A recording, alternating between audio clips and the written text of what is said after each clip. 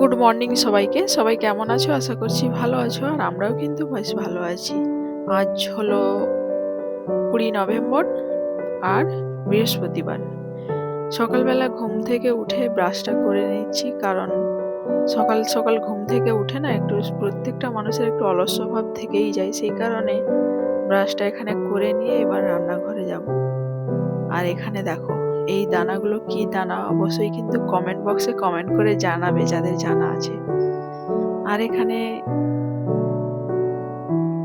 রান্নার জন্য টুকটাক এখানে একটু সবজি কাটছিলাম। আজকে হয়েছিল কলা ভাজা বা কলা ছেঁচকি বলতে পারো, আর হয়েছিল ডাল, পনিরের তরকারি। এইভাবেই আজকে বৃহস্পতিবার, সেই কারণে নিরামিষই খেতে হয়। বিশেষ করে অঘ্রাণ মাসের প্রত্যেকটা বাঙালি বাড়িতে লক্ষ্মী পুজো তো হয়, সেই কারণে নিরামিষই তো চলতেই থাকে।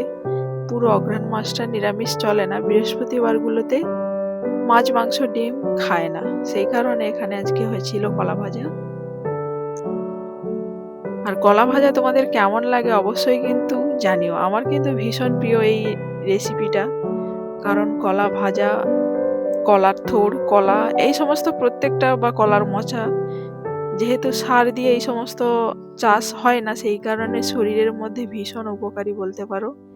সেই কারণে কলা ভাজাটা ভীষণ প্রিয়। মোচা, থোড় এই সমস্ত আছেই তো, সেই কারণে আজকে কলাটা ছিল অনেকদিন ধরেই, সেই কারণে কলাটাকে ভাজা করে নিচ্ছিল। আর কলা ভাজা, আর সকাল টাইমটার জন্য রয়েছিল ঘুগনি, ঘুগনি আর মুড়ি। সেই জন্য এখানে আলু আর মটর দিয়ে কষানো চলছে। এবার ঘুগনিটা হয়ে গেলে মুড়ি খাবো, কারণ অনেক বাজে, এখন বাজে প্রায় 9:30 10টা মতো বাজে। সেই কারণে ঝটপট করে ঘুগনিটা হয়ে গেলে মুড়ি খাবো, খুব খিদে পেয়ে গেছে। আর মেয়েকে একটু জল বিস্কুট খাইয়েছি, তারপরে ও মুড়ি খেয়ে নেবে। আর এখানে দেখো ফাইনালি হয়ে গেছে ঘুগনিটা। এবার মুড়িটা খেয়ে নিচ্ছি। মুড়ি খেয়ে নিয়ে তারপরে ওকে স্নান করাতে হবে। প্রত্যেকটা বাড়ির বউদের এইভাবেই সকাল থেকে রাত 10টা পর্যন্ত টুকটুক করে কাজ চলতেই থাকে।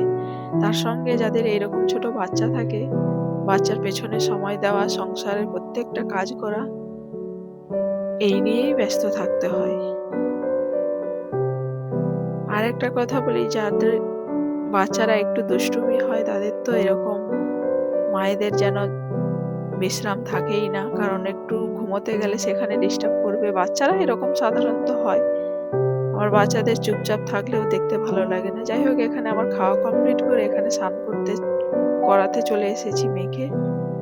ওকে স্নান করাতে যদি এদিকে নিয়ে যাই, এদিক থেকে ওদিকে বেরিয়ে যায়, এরকম কন্ট্রোল করে নিয়ে গিয়ে এখানে স্নান করতে ঢুকে গেছে ফাইনালি। এবার স্নান করে নিলে, সেই কারণে ও ওয়েট করছে যে গরম জলেই স্নান করবে, গরম জল না করছে, সেই কারণে এখানে দুষ্টুমি চলছে ওর। আর দেখো এখানে ফাইনালি স্নান করা তো হয়ে গেছে। এবার গা মুছিয়ে ঝটপট করে জামা কাপড় পরিয়ে দিচ্ছে, এই কারণে এটা তো শীতকাল, সেই কারণে বাচ্চাদেরকে গরম জলে স্নান করানোর পরে জামা কাপড়টা আগে পরিয়ে দিতে হয়। এখানে জামা কাপড় তো পরে নিয়েছে, কিন্তু দুষ্টুমি কোনোভাবেই কমছে না। ওই চুল ছাড়তে ছাড়তেই চলছে হাতে কাজ, আর এইভাবেই প্রত্যেকটা দিনে কাটে। স্কুলে কদিন যাওয়া হচ্ছে না, পড়াশোনা একটু আস্তে আস্তে যেন পিছিয়ে পড়ছে, কিন্তু কিচ্ছু করার নেই, আবার সেই আগের মতো এগিয়ে যেতে হবে। আর এখানে দেখো চুলটা আঁচড়ে নিচ্ছি। চুল আঁচড়ে নিয়ে এবার ওকে খাইয়ে দেবো, আর আমিও খেয়ে নেব। এখানে দেখো ওকে খাওয়ানো হয়ে গেছে, আর আমিও খেয়ে নিচ্ছিলাম, কারণ সারাদিনের এখন খাচ্ছি। এখন কটা বাজে? 2টা 2:30 এরকম বাজে। আর খাওয়া এখানে হয়ে গেছে বলতে পারো। তারপরে বিকেল টাইমটা ঠিক এখন তো সন্ধে হয়ে যায় তাড়াতাড়ি, সেই কারণে এই যে ঠাকুরকে একটু ধূপ দিয়ে দিয়েছে। ভিডিওটা এই পর্যন্ত, ফিরবো নতুন এক ভিডিও নিয়ে। টাটা সবাইকে।